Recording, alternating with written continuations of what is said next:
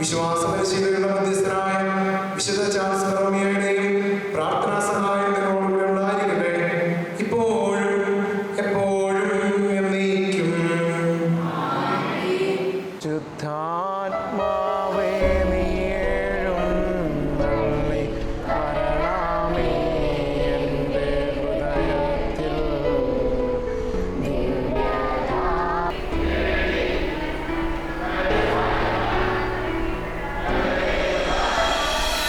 ലൂക്കായുടെ സുവിശേഷം 5-ാം അധ്യായം 1 മുതലുള്ള വാക്യങ്ങൾ. ദൈവവചനം ശ്രവിക്കാൻ ജനങ്ങൾ അവന് ചുറ്റും തിങ്ങിക്കൂടി.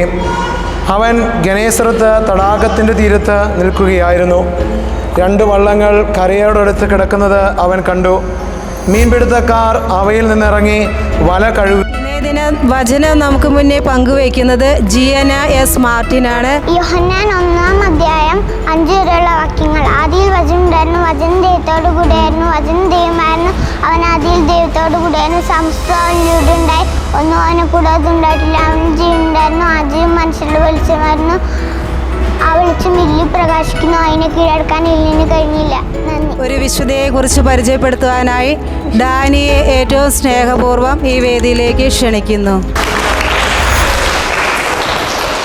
വിശുദ്ധ മാർട്ടിൻ ഡി പോറസ്. ദൈവത്തിന് മുൻപിൽ കറുത്തവനോ വെളുത്തവനോ സമ്പന്നനോ ദരിദ്രനോ എന്ന വ്യത്യാസമില്ല എന്ന സന്ദേശം ലോകത്തിന് മുൻപിൽ കാഴ്ചവെച്ചുകൊണ്ട് നീഗ്രോകളുടെ അപ്പസ്തോലൻ എന്നറിയപ്പെടുന്ന വിശുദ്ധനാണ് വിശുദ്ധ മാർട്ടിൻ ഡി പോറസ്. പ്രശസ്തമായ ലീമ എന്ന സ്ഥലത്ത് 1579 ജനിച്ച അദ്ദേഹത്തിൻ്റെ പിതാവിൻ്റെ സ്നേഹവാത്സല്യങ്ങൾ അനുഭവിക്കാൻ ഭാഗ്യമുണ്ടായില്ല. പ്രസംഗത്തിലൂടെ ഒരു ചെറിയ ചിന്തയിലേക്ക് നമ്മെ നയിക്കുവാനായിട്ട് ഒരുങ്ങി വന്നിരിക്കുന്നത് ആൽവിൻ സ്റ്റാൻലിയാണ്. കണ്ണാണ് ശരീരത്തിൻ്റെ വിളക്ക്. നമ്മുടെ കണ്ണിലൂടെ കടക്കുന്നത് ഒന്നെങ്കിൽ നമ്മളെ വിശുദ്ധിയിലേക്കോ അല്ലെങ്കിൽ അശുദ്ധിയിലേക്കോ നയിക്കാം. അതിനാൽ നമ്മൾ നമ്മുടെ കണ്ണിലൂടെ നല്ലതായത് മാത്രം കടത്താൻ ശ്രദ്ധിക്കണം. നമ്മൾ നവമാധ്യമങ്ങൾ ഉപയോഗിക്കുമ്പോൾ അത് നല്ലതിനായിട്ട് ഉപയോഗിക്കണം. സഭയുടെ വാർത്തകൾ, ഈ ആഴ്ചത്തേക്ക് വാർത്തകൾ വായിക്കുവാനായിട്ട് ജെഫിനാണ് ഒരുങ്ങി വന്നിരിക്കുന്നത്. അബ്ലീസ് 2024 ഉണർവാകുന്നു.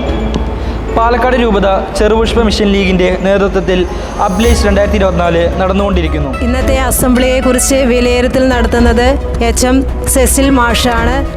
ഈ വർഷം നമുക്ക് ധ്യാന വിഷയമായി തന്നിട്ടുള്ളത് നാഥ ഞങ്ങളുടെ കൂടെ വസിക്കണമേ. ഇന്ന് നമ്മളുടെ ആദ്യ അസംബ്ലിക്ക് തുടക്കം കുറിച്ചു. വളരെ സന്തോഷമുണ്ട്. നമ്മുടെ കുട്ടികളുടെ ആ ഒരുക്കവും അവർ കാണിച്ച ആ ഒരു തയ്യാറെടുപ്പിനും ആദ്യമായി തന്നെ കുട്ടികളെ ഞാൻ ഈശോയുടെ നാമത്തിൽ അഭിനന്ദിക്കുക. ബഹുമാനപ്പെട്ട വികാരിയച്ഛൻ വിശുദ്ധ ലൂക്കായുടെ സുവിശേഷം 5-ാം അധ്യായം വായിച്ചുകൊണ്ട് അതിന് തുടക്കം കുറിച്ചു.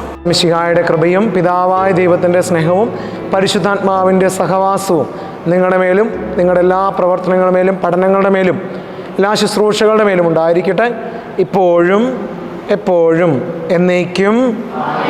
ഈശോ മിശിഹായ്ക്ക് ജയ് ക്രൈസ്റ്റ്.